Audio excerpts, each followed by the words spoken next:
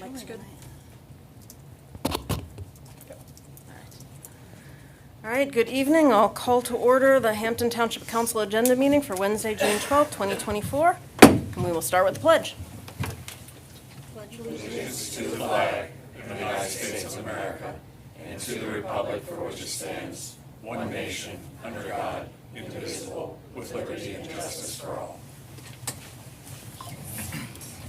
Roll call, please.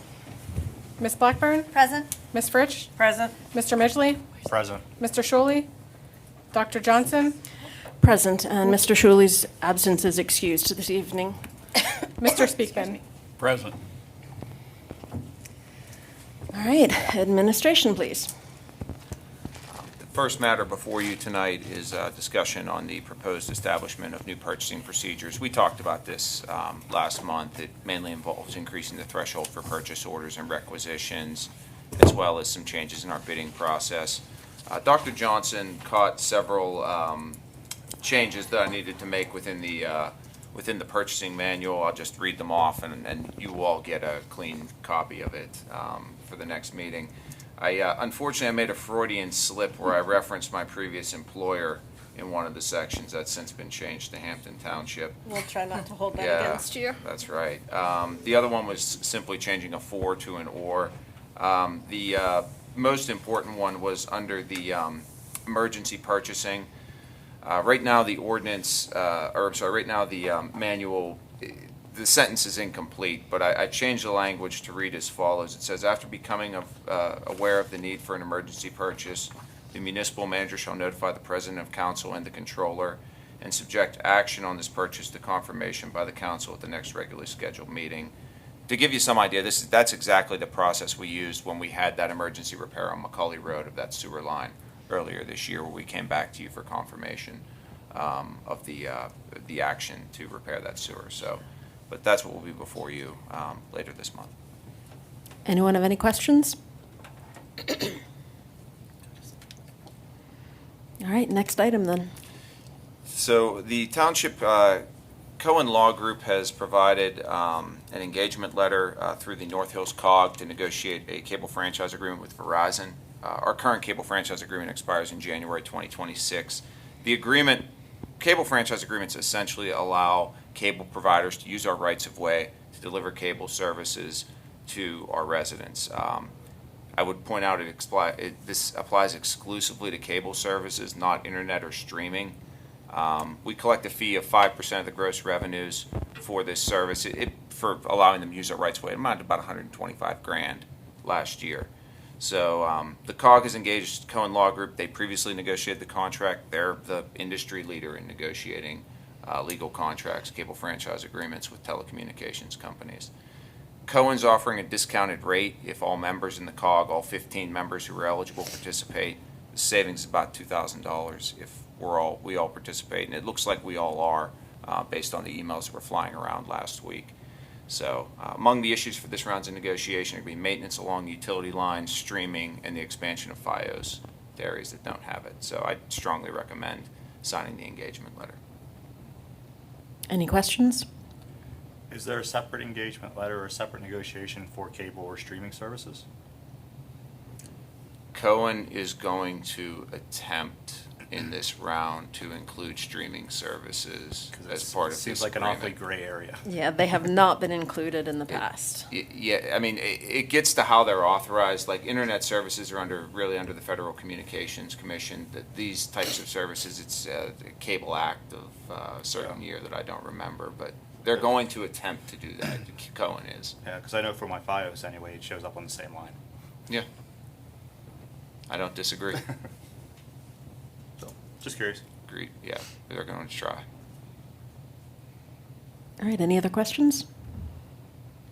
All right, next item, please. Okay, before you right now, it's a request from Elise McLaughlin. She's requesting a waiver of fees associated for the Veterans Day 5K for Operation Troop Appreciation. These fees came into effect in 2024. It's special event permit fees. Ms. Martino, Melanie Martino, is here. She can talk. She had a memo that was included with the docket. Melanie, if you'd like to give a little background on sort of the special event permit process and why it was put in place. So, in 2023, we were having a little bit more requests for use of the park that we traditionally had. Some of those had to do with 5K races. With that, when somebody has a 5K race or a special event, the police need to be in attendance for the race for public safety. So, in 2023, it was decided, just within talks internally with the township manager, chief of police, and myself, that we would require a police requirement for special events and races.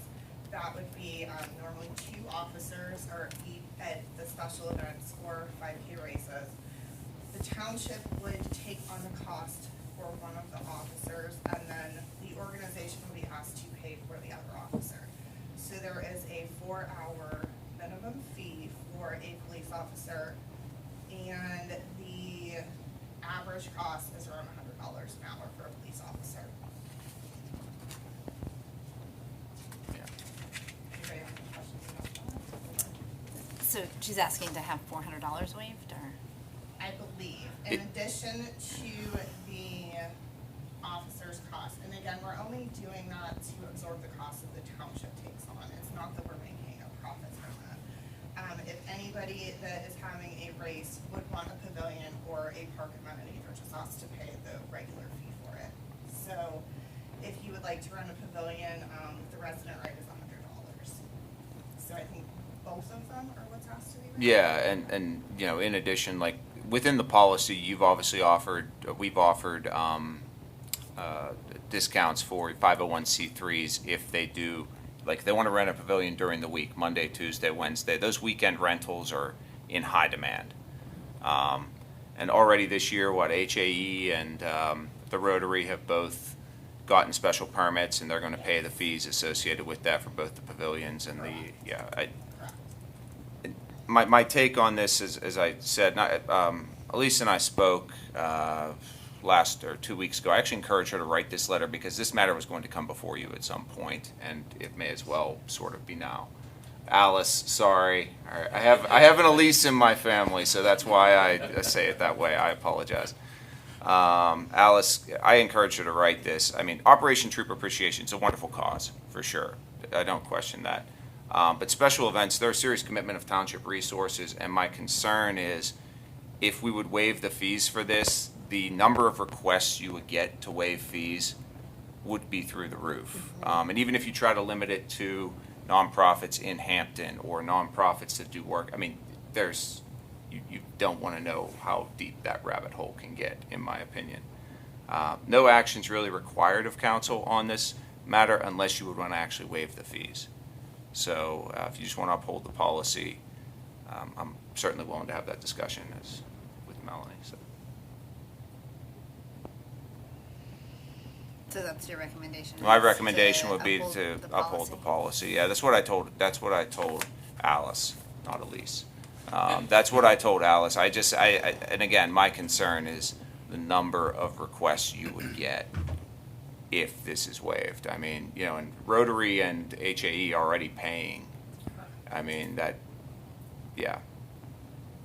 We knew that this might be a hardship not a hardship, but it might be something different that organizations may not be used to. So last year, kind of knowing this is coming down the pipeline, we did let the 3 organizations that have races on our property know that, there'll be changes coming, as well as the pavilion.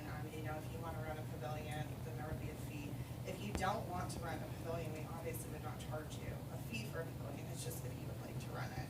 And then as well as the police, the officer costs to try and help prepare people. Yeah. So I know HAEE is a fundraiser. Is this one a fundraiser? Yeah. I'm assuming that it is. Yeah, it's for, yeah. It is a fundraiser. Yeah, for Operation Troop Appreciation, yes. Have they run a 5K in our park Yeah. before? Yeah, like every year.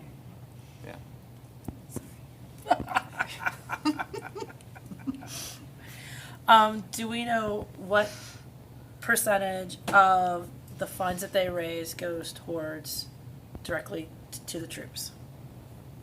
We No. don't ask that when they fill out the permit. You know how like some groups fundraise for an organization and they take a cut off the top. If that's a situation, I'm not inclined to waive a fee. When you start talking about nonprofits and they give to, depending on the cause, I mean, it's a tough call. I mean, because, you know, I know from HAE's perspective, the money that we raise versus how much this costs, it's pretty insignificant. And then on top of that, we're paying for bibs and timing services and other services as well. So I understand the request, and you know, I never fault anybody for asking, but do we know how much money they're raising? Are they trying to start something here? You know, it's, you know, if they're raising $1,000 and we're charging them $500, that's certainly punitive. But if they're raising $20,000, $30,000 and we're charging them $500 to try to offset some of our costs, we've already donated a police officer for the day and, you know, closed the park. And I think closing the whole park for half a day for $500 is fairly generous already. So, you know, from my perspective, I think it's a fairly nominal fee just to, you know, really just move our paperwork around. I tend to agree, and you made the comment it's a worthy organization, but they all are. And yeah, if we waive the fees, I'm concerned about the precedent that it will set. Right, I'll have a request next week. Yeah. Well, Exactly. yeah, and again, you will have organizations that come out that Everybody- have not everybody done will. special events in the park now that would want to do them because they know that, you know, it's essentially free of cost for them. And that's my concern.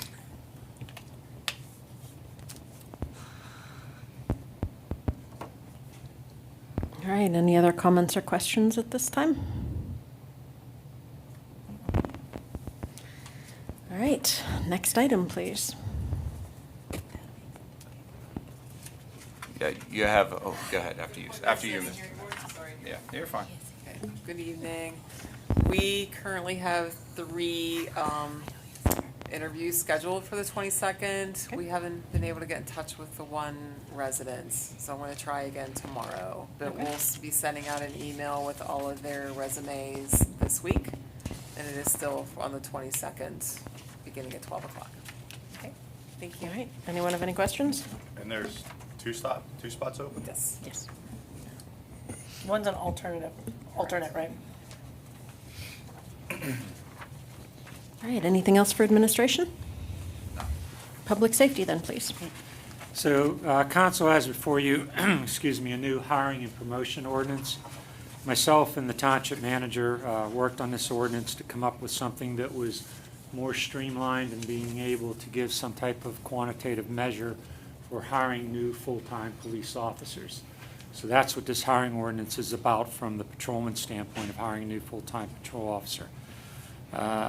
So if there's any questions about this, I could probably answer. I'm not going to go through the whole thing. But basically what we've addressed is the way in which things are scored with percentages and adding a polygraph.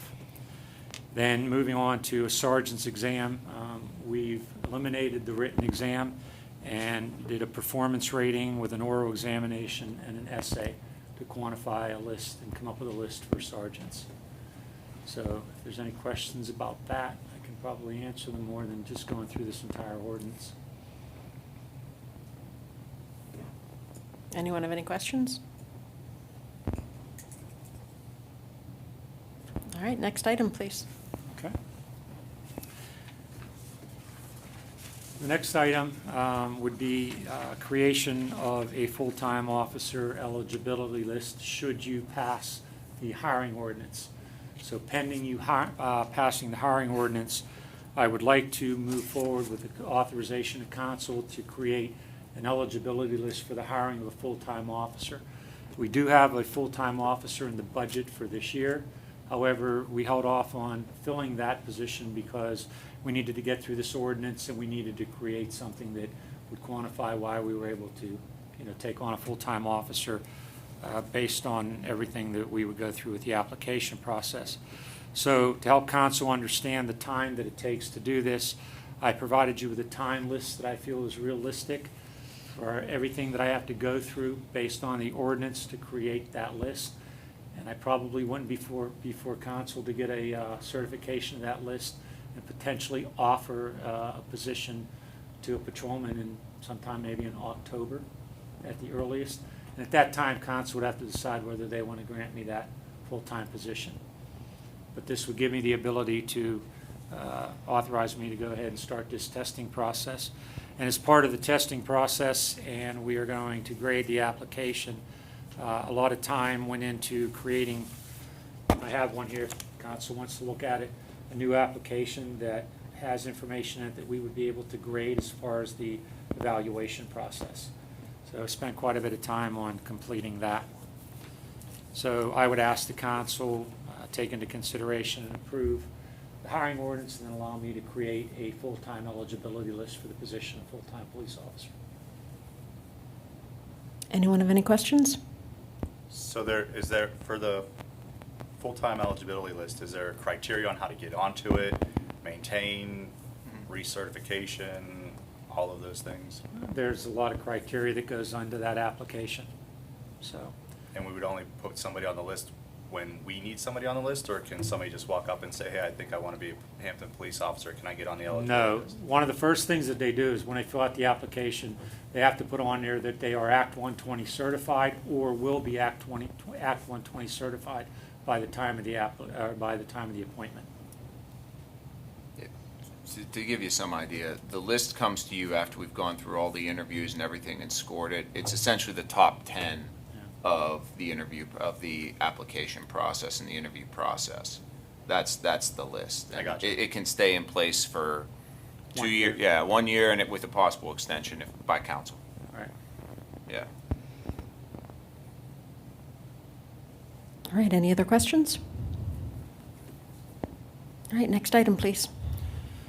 And then the last item I have for you is, as part of the promotional part of the ordinance, I would like to move forward, should you approve the ordinance, to create an eligibility list for the promotion of a sergeant within the police department. And again, inside that ordinance would specify the process for that. Any questions? All right, anything else for public safety? That's all I have. All right, thank you. Community services, please. Okay, there's one, the change order before you tonight from BJC Enterprises. This is for the project at Wildwood and at Sample Road, that floodplain restoration and fishing pier project. It's actually substantially complete. If you go down there now, the project is entirely done. BJC Enterprises was the winning bidder for this project. It was budgeted at $600,000. They already had one change order on it because of backfilling a channel, raised their bid price to about $518,000. Just to give you some idea, this project was partially funded by a grant from PADEP in the amount of $421,000. So we're waiting on pursuing that grant reimbursement. The change order for this is similar to the last one. They encountered water at an elevation higher than expected when they were excavating for the pavilion and for the parking lot area, so they had to over-excavate and put in stone and geotextile fabric. The cost of the change order was $26,024.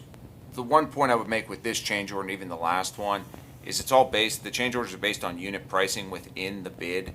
So had we known that this water was at the higher elevations, it just would have been included in the base bid for the project, and that would have been the total cost. So I'd recommend approving this change order. Once it is approved, we're going to be closing out the project and pursuing the $421,000 road. Anyone have any questions? So with all the change orders and money coming back, does this put us over budget? No, this change order would get us up to about 500 and looks like what, $43,000? Is that right, Jerry? And we budgeted 600. Well, we budgeted. Put them on the spot. Okay, yeah, we budgeted 600. Well, we budgeted 600,000, so Okay, it yeah. still does come in under budget. Right. Yeah. Yeah. And again, the end product, I will say this, while the timing of the project may at times have frustrated me, the end product is really, I mean, if you've been down there, they did a really good job, so. Yeah, so I drive by it all the time. I live Yeah. at the top of the hill. And it is doing exactly what it's supposed to do. Mhm. Even with the 5 inches of rain and the 2 inches, 3 inches Yeah. following, the pavilion's never flooded, Mhm. and whenever the water subsided, it was like it was never there. Yeah. It's Most fairly importantly, amazing. the daycare across the street did And, not and the flood. day, and the, right, absolutely. So, All right, any other questions? All right, next item, please. Okay, proposed agreement with the Hampton Soccer Association. I put a memo at your desk with a copy of the highlights. No comment on my choice of colors to highlight the agreement in terms of changes made to it. The changes that were made to the agreement, and Melanie and I really worked through this a lot with the Soccer Association. They really come down to sort of 4 major categories: dates, funding, facilities, and then the overall responsibilities, which party's responsible for what. The dates, a lot of the date changes were more to coincide with the calendar of the Soccer Association, when they appoint their board members, when they practically have their finances from the previous year that they could present to us in the agreement. A date for conducting a soccer camp, when they would give us final notice as to when they were conducting it, so that if they didn't, we could program our own agreement as well. That's sort of on the date side of things. The funding, from what was sent to you previously when we started this until now, it's changed in 2 major ways. The annual fees were changed to mirror that in the HAA agreement, so 5% increases each year to have that level of consistency. We also removed, there was language in there about utility costs associated with the concession stand. The concession stand, the only utility we can isolate on that's electricity. All the other utilities are part of a larger group of buildings in the park. It really amounts to like $600, and we don't do, the HAA agreement does not have any type of similar secondary bill for reimbursement, and there's administrative time in terms of invoicing and putting together that cost. We agreed to, in discussions with them, I felt it was prudent to, again, ensure that consistent with the HAA, and really, it was a sort of minuscule amount of money. In terms of responsibilities and facilities, the major change there, that's highlighted in gray, that's on the 4th page. It really was soccer wanting us to identify the equipment at the concession stand that we maintain, because there are portions of that stand that they, especially where they're storing things, that they're maintaining. So that's really what you see in there. There was, again, in terms of updating the agreement, there was language in there about offering free sign-up periods at the community center. Soccer sign-ups now are almost entirely digital. So at Melanie's suggestion, we changed that to 3 meetings essentially at the community center for the board of the Soccer Association for free. So I would say, in fairness, I got to be honest, the discussions with this between myself, Chris Andrews, and Erica Chapman, I mean, they were robust. They had legitimate concerns at times, but they were very candid in the discussions, and I understand some of the concerns that they raised. They were very fair, I thought, in this process of trying to get this together. They wanted to come to an agreement. So, and what I have before you tonight was what was approved by the soccer board on May 15th. So, again, I'm open. I'm sorry for not including this memo in the packet. If you have some questions on this, I'm certainly willing to talk about it. You can send emails. We can talk at the next meeting. Melanie, do you want to add anything? Yeah. Being here for the past couple of months. Nothing specific towards the soccer agreement, but I talk with Brian every day about this. With the youth sports, we're getting a lot of requests. Just right now, there are 5 different requests for 1 field for the same exact time. So, agreements like these will help out in some ways, especially with the soccer field, things like that. But it is becoming more and more evident that a lot of people are interested in using our fields, and we are really running low on space and being able to accommodate people. We do the best that we can. I have 6 different organizations that are applying for permits for the various fields that we have right now. Last year, I think it was 3 or 4, so it is increasing. Melanie, do we have, are all 6 groups coming to the next Youth Sports Advisory Board meeting? They were asked to, yes. Okay, thank you.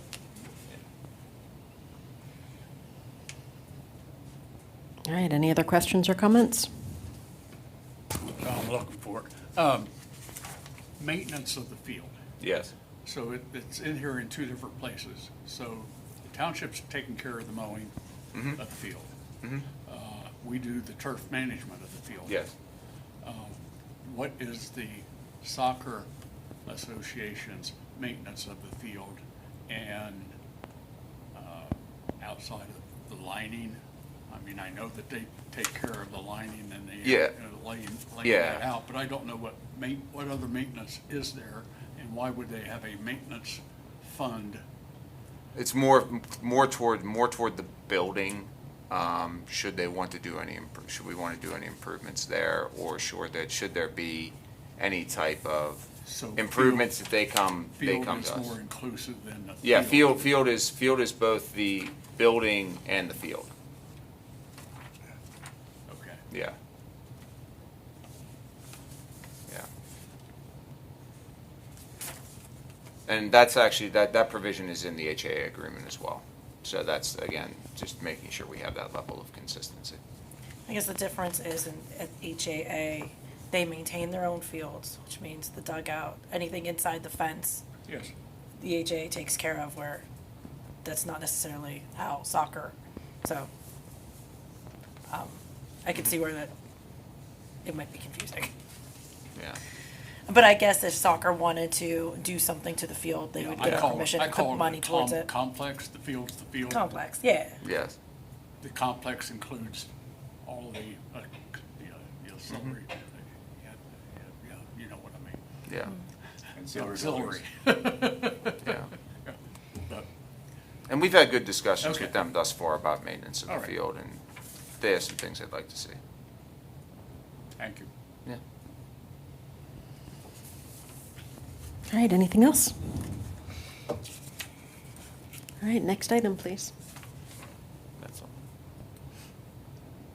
As far as Oh, renovation. oh, I'm sorry, I apologize. Yeah, we're gonna table this one. Oh, okay. Till July. Yeah, it's, do you wanna talk about it a little, Susan? Yeah. Yes. JR, Amanda, and myself recently have had meetings with Corbett going over the furniture and the proposals. When they submitted the new designs and we presented to some of the staff, there were a lot of more questions that needed to be answered. So instead of presenting it tonight, we felt it was better just to hold off until July. Okay, thank you. Thanks. All right, next item then, I guess.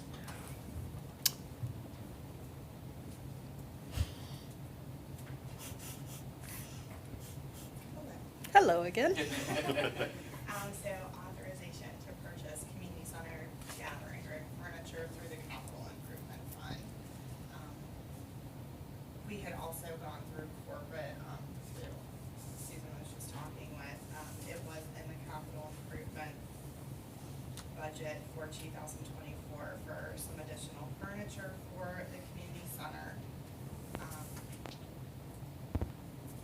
For the gathering area, it would include 4 high-back chairs with a USB port and tables that would be separated by furnishing rather than a wall to allow for some of the gathering area furniture to be portable when necessary.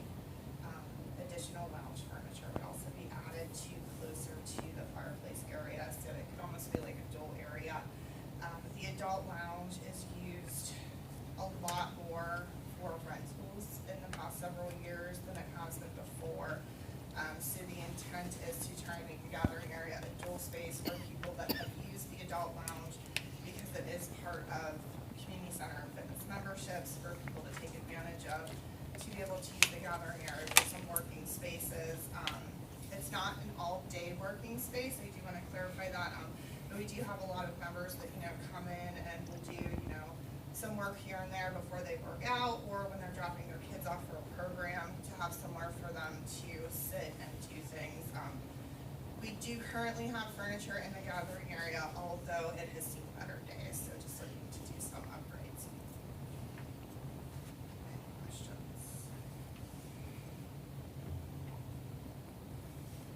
Any questions? Any questions? Jerry, you look like you want to say something. Last chance. All right, thank you. Thank you. Next item. Hello again. I would like to present council with the 2024-2025 rock salt agreement with the COG. Unfortunately, the cost went up $2.45 a ton, and we have decided, because we have such a large stockpile of salt, we did not have to order as much. So we had reduced the amount from 4,500 ton down to 3,500 ton for the next season.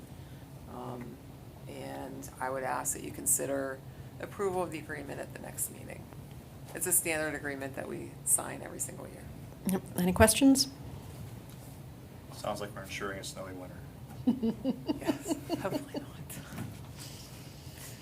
Just not buying enough salt. I don't know what to tell you. Probably, that's what will happen. Right. Anything else? Not on that. Okay. I don't. Jim, anything for environmental services? I do have one wait. more item. Oh, sorry. Go ahead. Sorry, I thought you meant on that item. Okay. No. The last item is the Public Works request. Oh, yeah, sorry, I missed that. Yes, to reallocate the funds for the heated, asphalt heated box. There was $75,000 allocated in the capital improvement budget. In discussions with the current foreman, they felt a bigger need to build a 30 by 15 storage structure down in our stockyard. They would build that facility for most part of it, but as you saw in my memo, the canopy part of it, they would like to purchase, and it's approximately $12,000, but there are some more blocks that they would have to purchase and some other supplies. So we're asking a not to exceed $20,000. Our salt storage barn is almost at capacity. We still have to purchase 1,000 ton of salt this season. We can fit probably about 500 ton in there, and then we're gonna have to store the other 500 tons somewhere. In the summer times, we always order the backfill for road paving programs, the mushroom manure. It's hard to keep that outside. It just wouldn't work out well. So that storage facility down over the hill could be used for those materials and supplies, and it's always going to be used. There's always a need for it down there. The second item, we're not ready to make that request. I'd like to bring it up in July. They're testing a hydro seeder over in our park pond. You'll see it on the right-hand side. They haven't decided which type of seeder that they would like to purchase, but and from what my discussions with them, it's going to be cheaper to do that versus putting the seed down with the crews. So we're still investigating that one. So for the June regular meeting, I would just request consideration for the purchase of the canopy and any other costs associated with the storage facility at a not to exceed cost of $20,000. Okay, so that means the asphalt heated box will be put off to next year? Possibly. Or possibly Yes. further? Yes. Okay. The controller's opinion always was that we continue to rent as we have in the past, don't buy. Okay. But that's for the next capital budget discussion. All right. All right, anyone have any questions? Thank you. All right, thank you. All right, sorry, Jim, now, anything for environmental services? I have nothing new, with the exception of the construction continues and is going well, and look forward to seeing council on the 29th for a tour. Look forward to showing everybody the improvements that have been made since our last meeting. Now watch, instead of being 9 degrees, it's going to be 90 degrees. There are staircases instead of old rickety wooden stairs to climb, so much safer and much more pleasant. All right, zoning and planning, please. Okay, thank you, Madam President. The first item is the Four Seasons final subdivision and land development, and going back and forth with Gateway and the developer. Gateway just recently, just today actually submitted their geotechnical review. And there are too many outstanding items that are of a, could affect whether or not the development is feasible. I spoke with Joe at length about this, and he said at this point, he is not recommending approval until they address some of those comments. So that was also a condition of the EAC and the Planning Commission's recommendations for approval.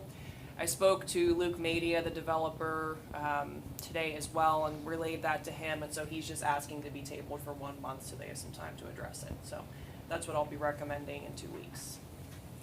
All right, anyone have any questions? Okay, the next item is the request for release of funds from the improvement security for the Aquinas Academy parking lot. This was approved 2 years ago. They're just finishing it up now.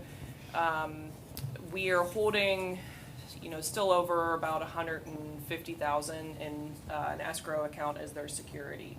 So I, again, have been going back and forth with the developer today and his engineer, and then also with PVE and Gateway. They still have some outstanding items. I truthfully don't think we're going to get to a final release this month. Maybe they'll move, all kinds of stuff around and make it work, but they still have some trees they have to plant. They have an as-built they have to get to us. Allegheny County Conservation District needs to sign off on some of their changes that they made near a stream outfall, and they have to get their final okay from PVE. So I think, maybe a partial, but I'll have more information by your next meeting. At this point, when I talked to them today, they were imminently out there completing stormwater items. So we'll see how far they get, but. All right, any questions? All right, anything else? I do not. All right, other business. The only matter I wanted to bring before council, we had a resignation within the IT department this week as a interim step in replacing that position. At the next council meeting, I'm more than likely going to ask for authorization to issue a request for proposal for a third-party contractor to perform that work through the end of the year, at least. So just wanted to give you all a heads up on that one. I have one thing to bring up when you're done. I'm done. Thank you. I would like to bring to your attention, just in case you get any phone calls, there have been a couple areas in the township with trash collection problems, Naomi Terrace and Sample Court area, because of low-lying cable lines. So Naomi Terrace has had problems for about the last 3 or 4 weeks, and Sample Court for the last 2 weeks. They're cable lines. There's one that is a electrical line on Naomi, but Duquesne Light is coming out. It's very hard to get a utility company like a cable company to come out and repair a line. Those lines typically have to be split and on the ground. So it's been very difficult trying to get them to come and raise those lines. I've been out there with Waste Management, with the trucks. You can tell that they cannot get past them. I've been getting a number of calls from the residents. I try to explain it's not our fault or Waste Management's, it's the cable companies, and we're trying to do everything that we can.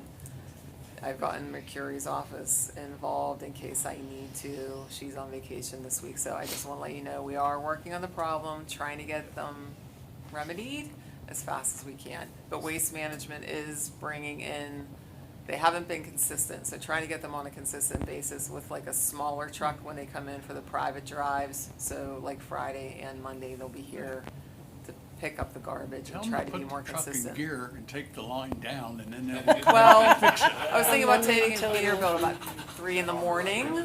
I second but- that. Yes, then they'll be out. Yeah. It's unfortunate, it really is. But I wanted to let you know, we are trying to do what we can in case you get any telephone calls. I take it this is related to the storms that we had a few weeks That ago. does not go to That's do what we that. think on Naomi. No, it's just recorded. Yeah. On Sample Court, there was a tractor trailer that somebody brought in for moving, and they got stuck under there, and then they got stuck on Royal View at Forest Glen. So it was Okay. a cluster, but they brought down some of the wires and they lowered them. Okay, Trying to work on it. goodness. All right, anything else? All right, in that case, I will adjourn this evening's meeting, but I hope to see everyone at all of our various events that are coming up. Have a good evening, and thank you all for coming.